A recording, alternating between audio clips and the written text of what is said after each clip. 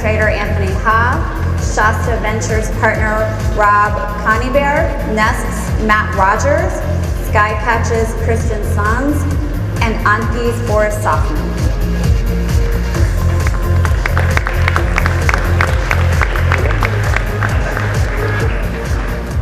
All right, so we are going to talk about robots, but first we're going to do something a little bit fun, hopefully. So who here remembers Taco Copter? Okay, a few people, apparently not that many. But the problem with Taco Copter, right, is that it doesn't exist. It's just a dream. Until today, which Christian Sands from Skycatch is going to show us, right? Okay. It's already flying. Are we getting video? Oh, no, oh, here it comes.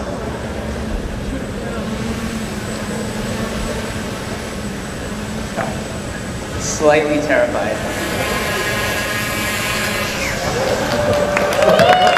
I think that's worth some applause. Now that the tough part is out of the way, you must feel a little relieved. I think so what we're going to talk about are not if everyone probably has an idea in their head about a robot from science fiction, like C-3PO, the Jetsons made something like that. That is not what we're going to talk about. We're going to talk about robots who don't look like your traditional robots, that might even be a thermostat, but actually are doing, at least these guys are going to make the case that they're actually doing a lot of interesting work with robotics. But maybe we'll just start with those science fictional robots and have each of you tell us your favorite robot, starting with Rob. Yeah, my favorite robot is Kit, the Knight Industries 2000 from Knight Rider. Archangel Oliver from Foundation series by Isaac Asimov. Oh, I'm going to applaud that. Well done. Mine is C-3PO. I gotta go with Wally. Such good personality. So Rob, you actually helped us develop the idea for this panel, and I think it gave us some ideas for ways to think about robotics that aren't what we would normally think about. What do you think on the other side is sort of the boundary between what makes a robot versus some other kind of hardware? Yeah, so as you mentioned, a lot of people think of robotics as almost humanoid robots that can move around. The definition that I think of and we think of at Shasta is something that can sense your surroundings. It learns from the information that it gets in and then it acts. But the device can be absolutely anything. So think of almost like an enchanted object, and that's what I think of as a robot. An enchanted object. An enchanted object. I was not assuming that's a good answer. Okay, so I think with that definition in mind, I think we're going to ask the other three guys to convince us that what they're working on is a robot, or at least has robot-like qualities. I think this will be easier for some than others. Maybe we'll start with Boris. Yeah. So, like Rob said, robotics is about making physical things come to life and using software to define them, to do very fascinating things the way you would expect on the software side. And for us, we're starting with entertainment. It's a fantastic place to start, and we are making physical characters understand their surroundings. They react to each other, they understand what they're doing, they have a personality, and they come to life to make experiences possible in the physical world that had never been possible before. And with Anki Drive, that's our first incarnation of this technology in people's living rooms. Okay, Christian? For us, it's a little bit different because we have a different type of challenge, which is gravity, right? So we build UAVs and make them as close as possible to a helicopter with a pilot in it, but without the human in it. So a lot of the work that we put in is software to make these guys really smart to sense and avoid, go to certain locations, do things, come back, completely autonomous. All right, Matt. So when you're going to build a device that's intelligent, where does that intelligence come from? And for us, that comes from a deep understanding of machine learning. So from the beginning of Nest, we knew we had to build a basic robot, a machine that would learn from you and that would adapt to its environment. So we actually built a team like we would have done in a robotics company. We actually hired a lot of our old colleagues from Carnegie Mellon, one of them being my professor. We hired a robotics team to build a thermostat because we knew that intelligence had to have been kind of in the DNA of the company. And so, Matt, when you were recruiting people and you said, and there are these guys who were experts in robotics, was it a hard sell to get them to work on a thermostat? It actually was a really easy sell. So once you hear the idea, like do a thermostat, first you think I'm nuts, and then after we start talking about it, you realize how big the problem is. Everyone has one. Every single home has one. Never been replaced in 20 years. They're wasting energy, horrible design issues, no usability. It becomes a pretty obvious problem. And for roboticists, there's the added challenge of sensors, human occupancy patterns, environment changes. It's really hard problems. So I assume you have one or multiple Nest thermometers at home? I do. I have one in Nest in my house. Just to sort of boil down kind of what the value proposition is, how would you say, having that at home has changed your home life? So for me, I don't need to worry about what my home is doing when I'm away. So when I leave, I'm confident that the temperature's going to turn down. It's not going to run my AC all day. So if I go out for a business trip or I'm out at the office, it turns down automatically. Fortunately, in California, the weather's really mild, but for the rest of the country, that is an enormous problem. They waste a ton of energy that way. Christian, so let's talk a little bit about drones. Did you feel pretty confident when it started coming over that everything was going to go smoothly? Absolutely, yeah, 100%. Well, I was a little nervous. There's a lot of people here, so yeah. That would have been really awkward.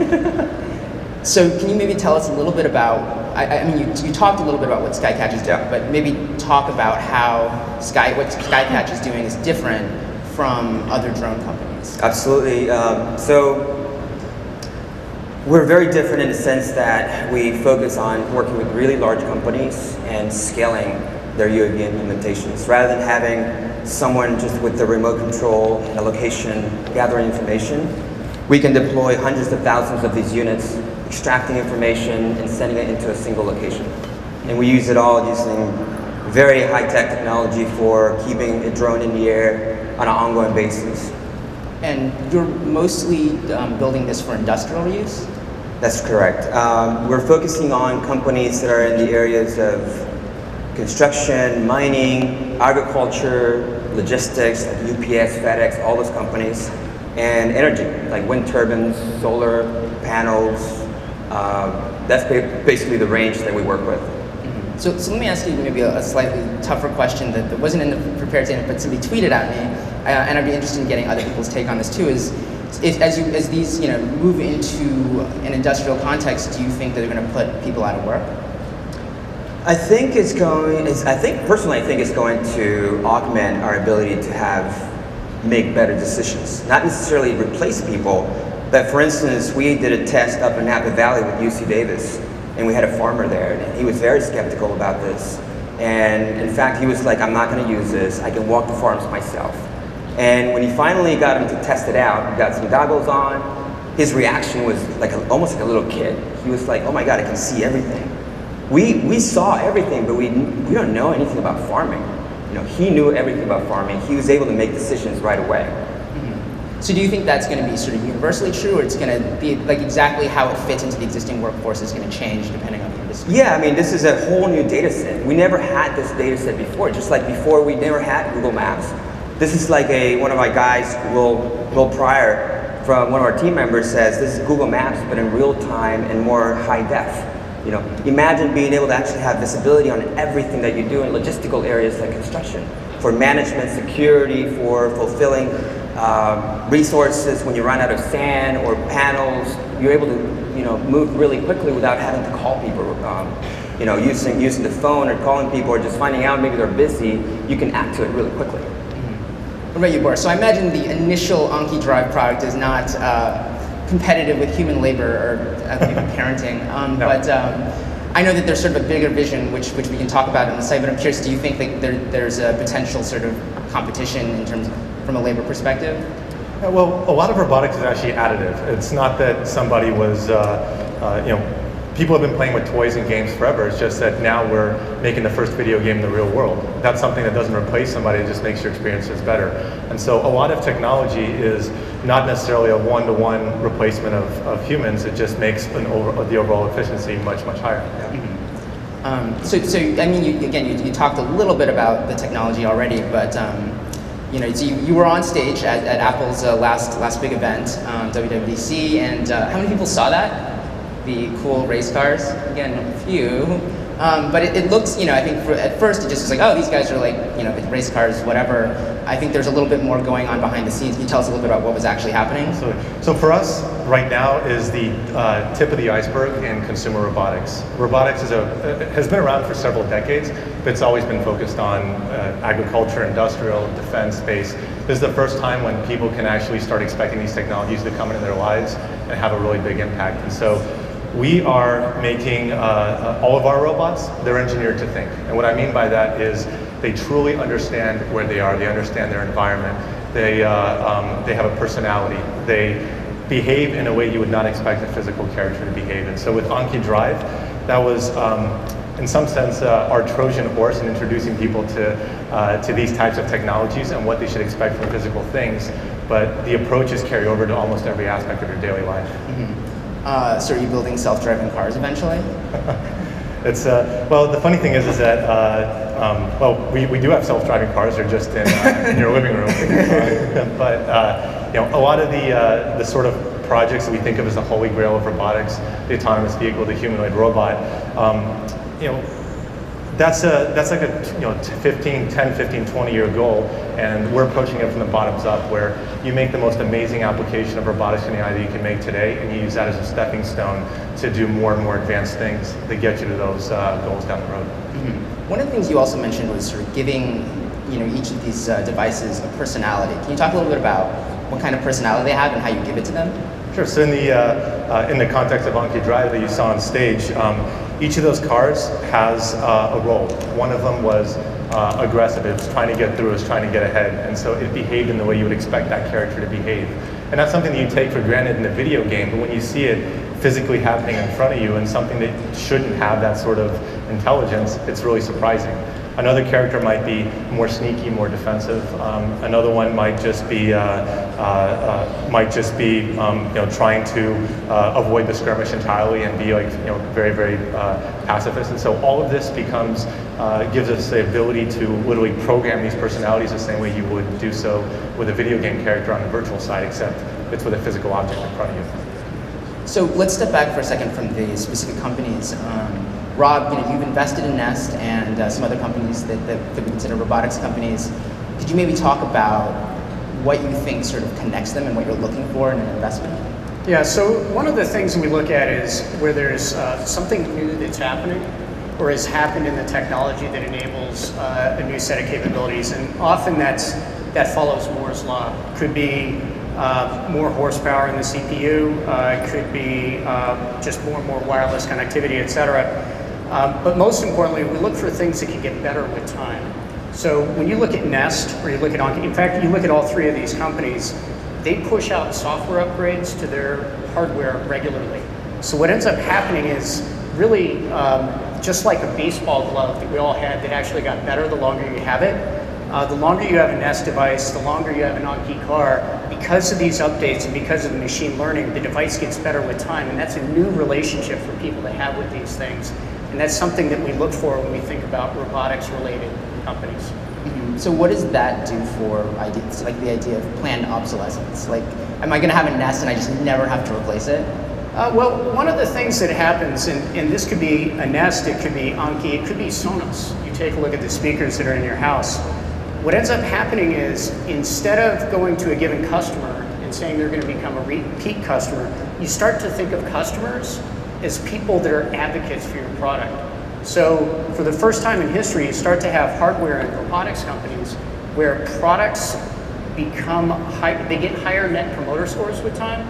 So that means that the longer somebody has a Nest thermostat, or the longer that somebody has a drone, the more they like it, the more likely they are to advocate to their friends and colleagues that they purchase.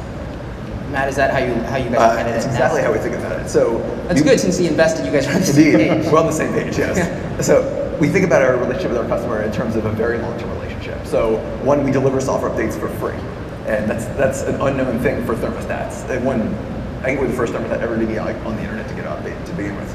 The way we think about things is the product should get better with time. You should love it more and more as time goes on, and you should tell your friends about it because it's so awesome. And that propels us forward. Like, as a small company, as a growing company, that's the most valuable thing, is that word of mouth. I don't really worry about planned obsolescence. I mean, as a growing company, we should also have new products and new services to get people to buy new cool things that they didn't have before.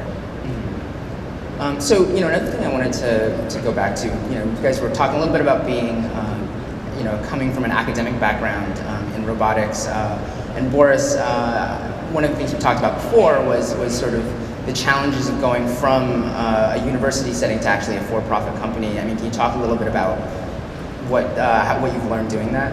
Well, when you're in a university setting, it's totally okay to use a $500,000 robot with $80,000 sensors and 8 quad-core CPUs in the back to navigate very, very intelligently.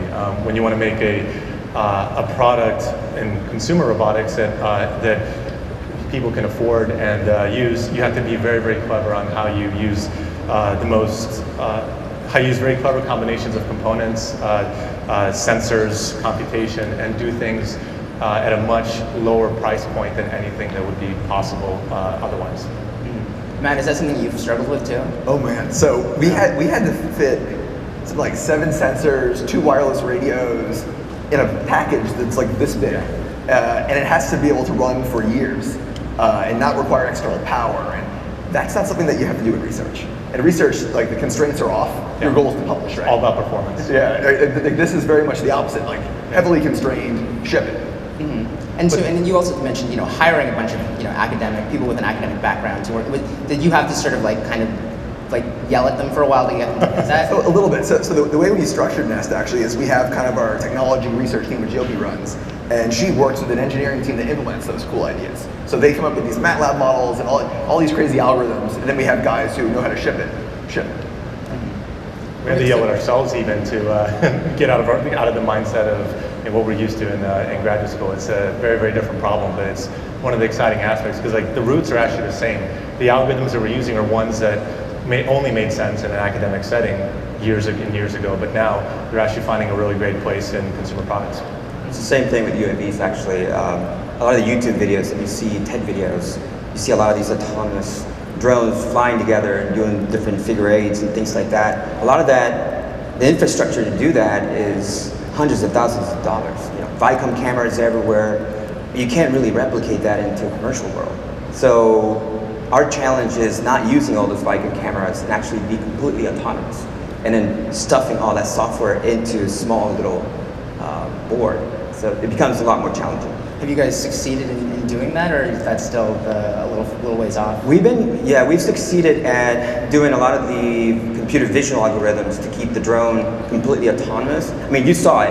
I haven't made it public yet, but you saw it completely autonomous. Following a laser, for instance. Right. And just to be clear, what we saw was this was piloted. This was more just kind of a fun thing, not necessarily a demo of the technology. But the goal is to make it autonomous. That's exactly right. So for instance, we have an experiment at the office of a drone following a laser, finding a beacon, and utilizing computer vision within the board to actually guide itself without having any aid from the outside. And that's really challenging. Computer vision guide trying to further refine the algorithm so it's not using too much RAM. It's really, the embedded system guy fighting with the computer vision guy it's really challenging. So Rob, maybe we can talk about that same issue from the investor perspective, and to what extent when someone first comes in to pitch you, you're thinking about sort of their cost structure. Well, one of the things that we can find pretty quickly when somebody comes in is not just the cost structure, but how much do they love the product and how much do they understand their customer. And typically for a customer, they want something that's inexpensive and reliable. So we take a look and we try to figure out pretty quickly, is this somebody who understands their customer? I know that's kind of not directly to the question you're asking, but that's the first thing that we think about. Right. And then is cost one of the second or third? Oh, it's critical. That's the tipping point for all this, because if for a consumer application, we look at enterprise robotics applications as well, but for a consumer application, it means that you need to get down to a landed cost or bill of materials. It's down around $30 to $40 for a lot of the breakthrough applications. Maybe higher if it's higher value add, but we're talking about something that's very, very inexpensive. And right now, you mentioned enterprise and consumer. Are you sort of looking at them equally or emphasizing one over the other? Well, we look at them both. So if you think about some of the things that are going on in and around drones right now, a lot of those applications may be around monitoring, could be around applying fertilizer, could be around surveillance. Those can support higher price points, significantly higher price points. So Matt, one other thing I wanted to talk about was stuff breaking. And I think people see Nest as sort of symbolic of this sort of broader movement towards the smart home, but like you can sort of have these nightmares about everything starting to malfunction and like nothing in your house. Suddenly your house is like betraying you. How do you think about that? Yeah, so we put a lot of thought into this as well. So especially when you do with automation, and we talk about it in the context of robotics, Nest will do a lot of things for you, but we also have to keep you in control. And that's actually one of the things that we've built in kind of from the beginning, is if we're gonna do things like automated demand response and peak energy times, the user has to still be in control. And we always have to give that control to them and be really transparent about it. And I think one of the things that's very counter to how machine learning usually works is we have to be transparent. We have to show how the machine is learning from you and why. Right, so maybe a more generalizable way of looking at that is that these devices have to have sort of a way where you can sort of basically turn off the automation. Exactly. Christian, how do you look at that in the drone space and in the industrial space? Have you had like crashes and stuff? Yeah, I mean, you have to think that once you're up in the air, something goes wrong, you just go down, right? So redundancy is one of the things that we're tackling right now, like having multiple drivers for the motors. So if one goes down, we got the other one waiting for it. But it just gets a lot more complex when you're up in the air and you have gravity pushing you down, and then all sorts of different conditions. It makes it a lot more difficult. Yeah. What about you, Boris? I mean, how did you deal with sort of struggling with, just being on stage at Apple? It was that was an honor. It was an amazing experience, and for us, that was our first kind of coming out party where we've been working on this for over 5 years, but I think we have a lot of the same challenges that these guys have, where fundamentally we sell hardware that is very much defined by the software that runs on it, but you have to define it in a way that is very robust, it's capable, and it'll give you all the capabilities you need for a long time, so that then you have ultimate flexibility on the software side to really expand the experience over time and keep it very enjoyable, very entertaining, and very interesting, so that the hardware never becomes the bottleneck. And a lot of that goes into the original design. And so being able to do that up front when you can't predict all the things you want to do in software, that becomes one of the most interesting challenges in the whole process. So maybe this is kind of related to things breaking and failure, but Christian, I know you're also doing some work around standards around drones. Yes. What can you maybe tell us, what do you think is going to be the biggest issue in terms of like society, like if there's suddenly all these things in the air? Well, we believe that all of this infrastructure needs to be regulated, but no one really has stepped forward and built something or put something into place to allow us to regulate. That's why I'm working with aircodeofethics.org, which is an organization that basically strives at separating the drone companies that are actually doing things for good and the people that are actually doing things for bad. And then we're also working with airhighway.org. These guys are basically building the blueprints of what an inner city highway would look like, and having drones delivering things, dropping pickups, stations, how to use that also to lift up the economy in the city, with registration, toll pricing, and all of that. So you talk about using drones for good and for bad. Can you talk a little bit about where you see the dividing line, and also as a technology provider, how much control you're going to have over that? Well, I think a lot of it has to do with the technology, the infrastructure we put into place. And obviously, our interest in being involved with Air Highway is for us to be the ones who put the technology in place for them as well.